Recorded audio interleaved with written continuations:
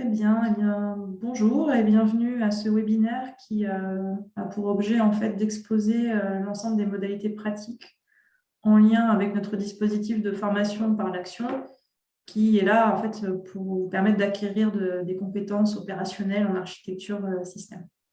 Donc moi je suis Cécile Bessac, directrice de l'académie Sésame, qui est l'entité en charge de dispenser les formations interentreprises au sein de Sésame. Et je suis également architecte système principal et je suis accompagnée aujourd'hui de Vassilis, qui est notre responsable pédagogique pour les formations actions. Alors, du coup, on va avoir un peu 3 temps d'échange. Le premier, pour rappeler très rapidement ce qu'est Sésame. Le deuxième, pour présenter également très rapidement notre dispositif de formation par l'action pour les architectes système. Et puis, le troisième, qui est un peu le cœur du sujet, qui sont les modalités pratiques en lien avec cette formation action, parce qu'on reçoit beaucoup de questions sur le contenu, comment choisir son sujet, comment faire financer cette formation.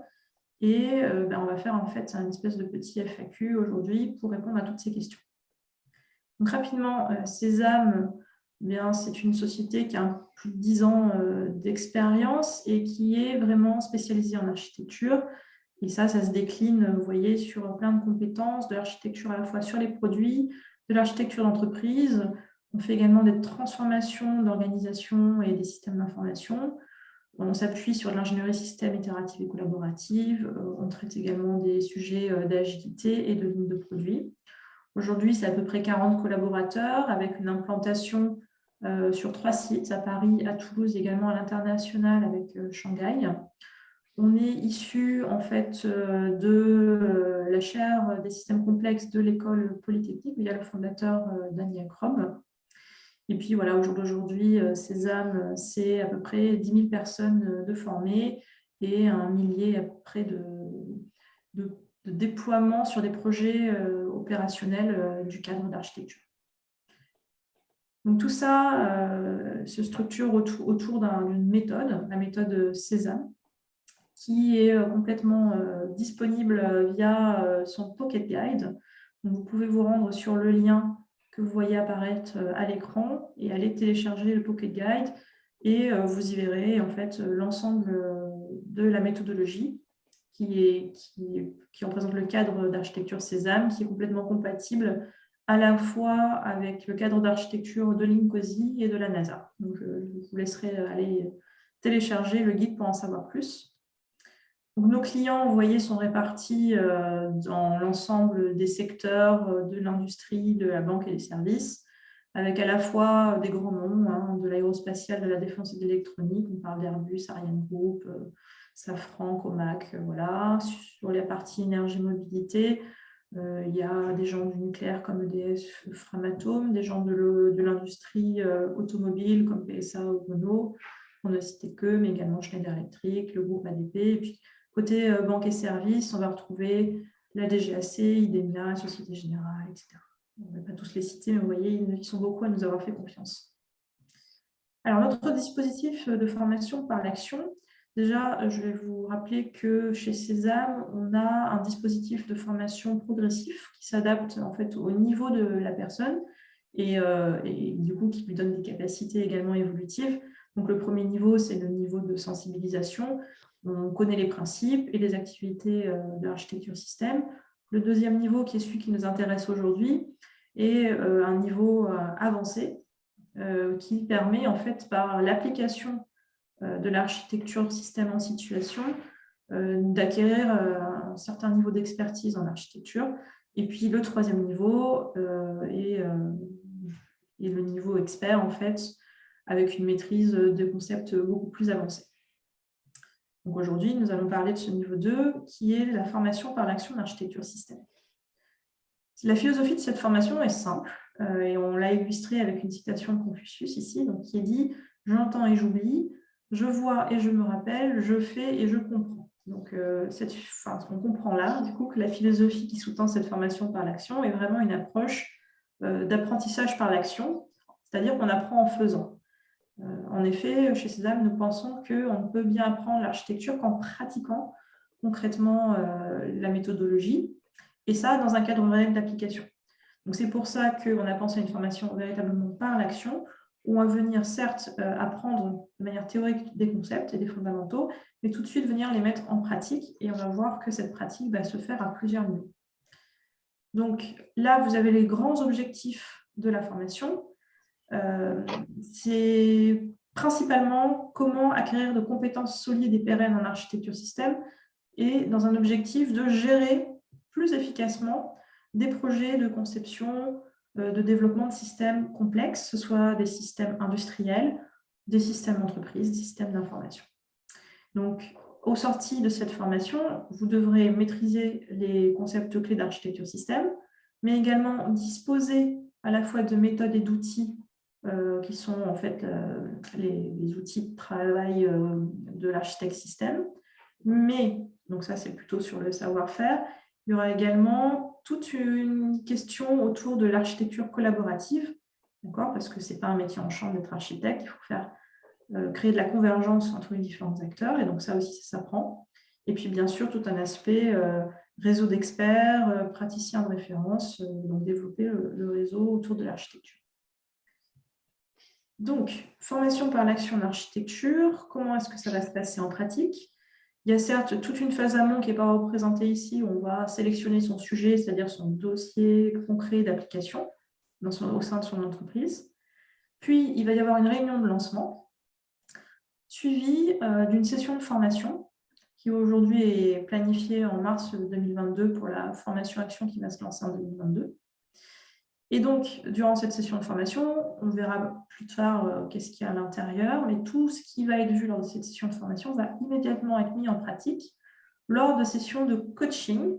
Donc, le stagiaire sera accompagné individuellement par un coach qui va en fait l'aider à mettre en pratique dans son projet d'application l'ensemble des méthodes et outils d'architecture qui lui auront été enseignés lors de la formation.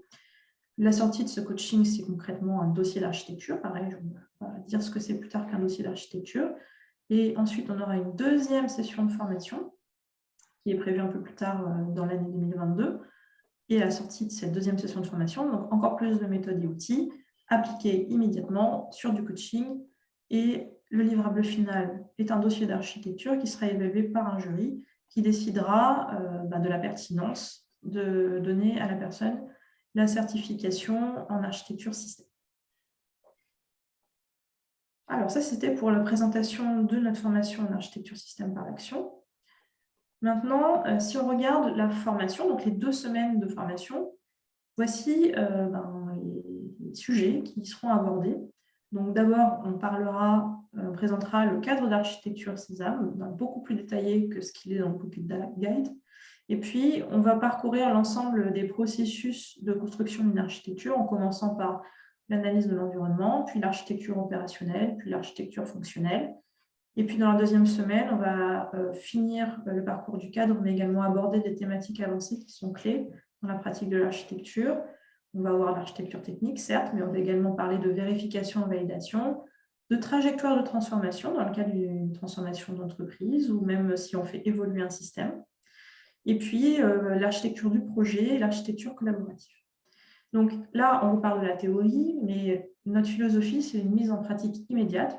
Et donc, il y aura des exercices appliqués directement pendant la semaine de formation. Vous voyez, là, on a essayé d'illustrer, ce sera sur une entreprise de livraison par drone. Donc, les stagiaires pourront avoir un fil rouge qui leur permettra de bien comprendre l'ensemble des concepts évoqués sur un cas d'application réel. Et ensuite, ils vont eux-mêmes mettre en pratique, c'est-à-dire construire l'architecture d'une tour de contrôle virtuelle. Et tout ça se fera lors d'ateliers collaboratifs où en fait, on va placer les stagiaires dans une posture de groupe où ils vont co-construire ensemble l'architecture de cette tour de contrôle virtuelle et tout de suite à la fois tester le processus d'architecture et la posture de facilitation et de convergence au sein du groupe. Donc, on utilise pour mener à bien ces exercices soit du matériel de type métaplan, post-it, si on est en présentiel, mais on est tout à fait capable également de faire ça à distance en fonction du contexte sanitaire. Et donc, là, vous voyez à droite une illustration d'exercice réalisé via notre outil digital qui est Klaxoon. En pratique, les coachings. Donc, il y a entre 8 et 10 séances de coaching en fonction de leur durée. C'est-à-dire que c'est 8 sessions de 2 heures à peu près, en moyenne. Et tout au long de cet accompagnement, en fait, on va à la fois aborder, réaborder les concepts avec un rappel de ce qui s'est vu en formation. On va challenger et analyser le travail du stagiaire réalisé entre les 2 sessions de coaching, apporter des réponses concrètes à toutes les questions qui vont inévitablement se poser, et puis identifier des points d'attention, des risques éventuels dans la réalisation de l'architecture. Donc, chaque coaching, en fait, est l'occasion de livrer partiellement le dossier d'architecture. C'est-à-dire que ce dossier d'architecture va monter en maturité et se compléter tout au long des sessions de coaching jusqu'au livrable final, donc qui sera évalué par le jeune. Alors, qu'est-ce que c'est qu'un dossier d'architecture? Ce sont déjà l'ensemble des vues et objets d'architecture. Donc là, on vous a mis quelques exemples. On va y retrouver des diagrammes d'environnement, le cycle de vie, des besoins et des exigences, le diagramme d'interaction fonctionnelle, entre autres. Évidemment, ce n'est pas que ça. Et puis, bien sûr, Césame fournit aux stagiaires tout un set de templates pour réaliser ces architectures. Le sommaire un petit peu de ce dossier. Donc, il y a toute une partie où on va décrire le projet de développement dans lequel s'inscrit le dossier, avec une notion également de problématique industrielle à résoudre. C'est-à-dire que, puisqu'on est là pour apprendre à mieux gérer des sujets de développement d'architecture, on est là également pour apporter de la valeur, et le dossier d'architecture doit être là pour résoudre une problématique, qu'elle soit industrielle ou autre. Ensuite, on va identifier les parties prenantes et faire l'architecture de l'environnement. On va comprendre les interactions avec la partie prenante, c'est-à-dire définir l'architecture opérationnelle, puis définir ce que le système doit faire, c'est-à-dire l'architecture fonctionnelle, et ce qui doit être. Et tout ça, c'est la structure typique d'un dossier d'architecture. On pourra y adjoindre également des notions de trajectoire, comme je l'ai déjà dit, de vérification et validation, et toute la partie collaborative. Donc, comment choisir son sujet d'application pour la formation par l'action? Alors déjà, en termes de périmètre, il faut que ce soit un système relativement complexe.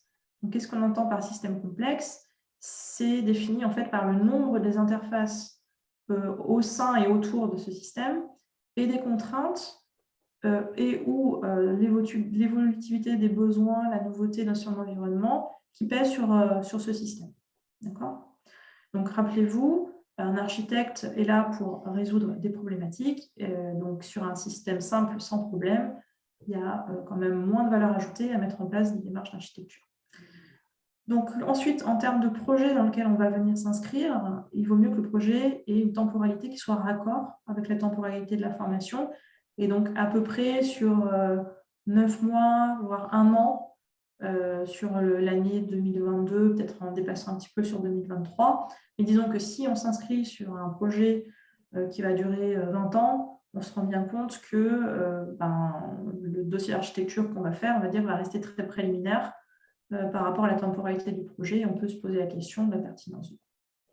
Ensuite, il faut qu'il y ait des enjeux opérationnels qui soient marqués, c'est-à-dire que à la fois les risques et ou les bénéfices attendus des travaux d'architecture doivent être conséquents. C'est toujours ce que je vous dis depuis le début, il faut quand même qu'il y ait une valeur au travail de l'architecte au sein de son projet, de son entreprise.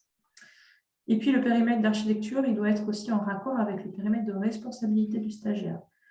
Pourquoi? Tout simplement parce que si la personne n'a pas mandat pour contacter les parties prenantes, créer de la convergence sur les modèles, ça va être très difficile pour lui ou elle de jouer vraiment son rôle d'architecte et de tirer tous les bénéfices de la formation. Et en plus, donc, puisqu'on doit mettre en œuvre tout ce qui est architecture collaborative, il faut que le besoin de convergence multiples métiers soit prégnant sur le sujet choisi. Donc voilà un peu les 5 critères pour choisir un bon projet d'application sur la formation action. Alors le diplôme, parce qu'on dit que c'est une formation diplômante, donc c'est un certificat en architecture système qui est basé sur l'acquisition de 4 blocs de compétences. Le premier bloc de compétences est la capacité à analyser les besoins des parties prenantes d'un système industriel, puisque là on parle du diplôme d'architecte système, d'architecturer ce système industriel, de mettre en œuvre de la vérification et de la validation, et puis, in fine, faire la gestion collaborative du projet de développement du système industriel. Donc, vous voyez, vous avez tout l'ensemble des compétences qui sont évaluées par le jury, à la fois sur le dossier d'architecture que va présenter in fine le stagiaire, et bien sûr, sur la présentation qu'il en fera lors d'une soutenance. Si on parle cette fois-ci d'une architecture plutôt d'entreprise et pas d'un système industriel, il y a 3 blocs de compétences avec une analyse des besoins de transformation de l'entreprise, une architecture de cette entreprise et la gestion collaborative du projet de transformation de l'entreprise. Alors, du coup, un diplôme, mais pourquoi faire? À quoi ça va vous servir concrètement d'être diplômé par Césame en architecture système? Eh bien, c'est que tout ça répond à un besoin du marché. En effet, on a étudié qu'en janvier 2021 et en France, sur LinkedIn par exemple, et rien que sur LinkedIn, on comptait à peu près 700 offres d'emploi d'architecture système. Sur Pôle emploi, on monte par contre à 1000 offres et demandes d'emploi en architecture système. Si nous, Césame, qui travaillons avec beaucoup d'industriels, on regarde ce que nous remontent ces clients-là en termes de besoins en architecte système lors des 5 prochaines années, on voit que ces besoins sont conséquents, c'est-à-dire que, on nous a mis un peu des exemples à droite, mais par exemple, on voit que ça peut passer de 15 architectes système aujourd'hui à 75 dans les 5 prochaines années à venir. Et donc, peut-être que les chiffres que nous estimons, nous, ne sont pas pile poil exacts, mais c'est la tendance ici qui nous intéresse. Et on voit qu'on travaille sur un marché plutôt tendu, et en plus avec une quasi-absence en France de certifications professionnelles qui sont adaptées à l'architecture système, surtout lorsqu'on parle des professionnels à forte seniorité et avec une prise en compte des problématiques techniques de terrain. Donc, pourquoi ce diplôme? Eh bien, parce que le besoin est réel et en plus, l'offre de formation en dehors de celle qu'on vous propose aujourd'hui est quand même très limitée. Pour faire financer votre formation par l'action en architecture système, il existe 2 principaux mécanismes. En fait, Césame bénéficie de la certification Calliope au titre de ses actions de formation. Donc, on vous a mis là le numéro de certificat. Et du coup, en conséquence, la certification architecte système est finançable en totalité ou en partie en fonction des accords de votre société avec son opérateur de compétences. Alors, l'opérateur de compétences, c'est un organisme dont dépend votre entreprise. Il y en a 11 en France, on vous les a listés à gauche. Donc, votre entreprise dépend forcément d'un opérateur de compétences avec lequel elle a ou non des accords ou alors s'appliquent les accords standards.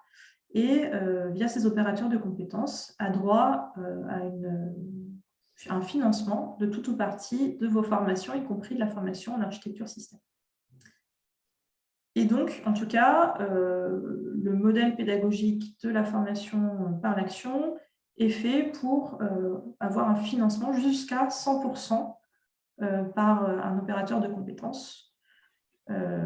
Donc, c'est tout à fait possible et on l'a rencontré plusieurs fois, ce cas d'un financement 100%.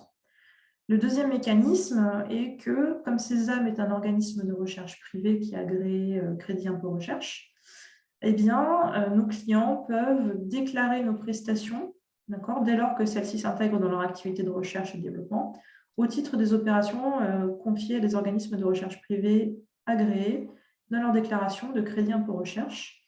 Et donc, un crédit d'un montant de 30% du coût de nos prestations sous réserve d'un plafonnement de 2 millions d'euros pour toutes les dépenses de sous-traitance déclarées est possible.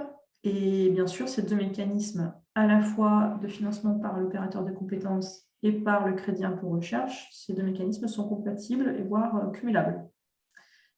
Donc, n'hésitez pas d'abord à vous tourner vers la personne qui est en charge chez vous de la gestion des formations, qui connaîtra tout de suite l'opérateur de compétences et les mécanismes de financement. Et puis, si votre projet d'application est un projet innovant qui s'inscrit dans le cadre de vos activités de recherche et développement, vous pouvez également faire fonctionner le crédit impôt recherche. voilà, j'arrive à la fin de cette présentation. J'ai répondu un peu à l'ensemble des questions standards qui nous sont remontées sur cette formation action. Je suis bien sûr à votre disposition si jamais vous aviez d'autres questions. N'hésitez pas à me contacter. Là, vous avez et mon mail et mon numéro de téléphone. Et du coup, ce que je vous propose maintenant, c'est peut-être de compléter vos questions, soit par le chat, soit en nous les posant directement. Merci.